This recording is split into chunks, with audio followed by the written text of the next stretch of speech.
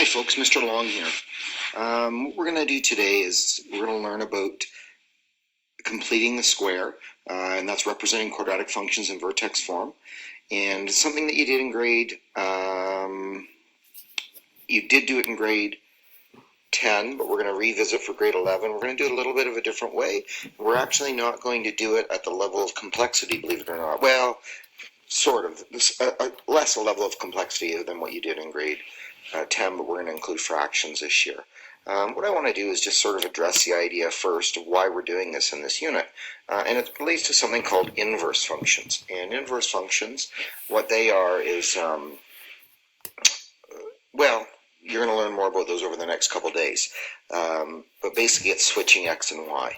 So if you look at, and it's related to opposite operations, right? Like the inverse of x plus 4 is, oh, by the way, this little symbol means inverse. Okay, it means that you've switched x and y. Again, you're going to learn about this, but I think you can you get the gist of it, right?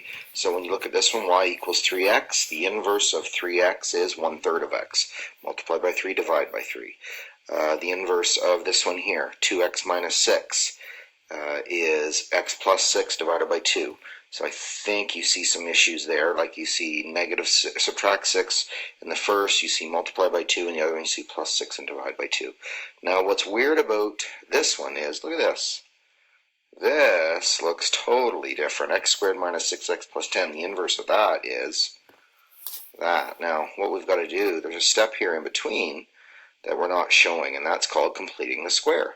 And when that happens, in other words, if we want to get the inverse of this function, which is this crazy thing over here, plus or minus the square root of x minus 1 plus 3, we have to take this, which is what we call standard form, and I have to get it in vertex form by completing the square, so that y equals x minus 3 squared plus 1.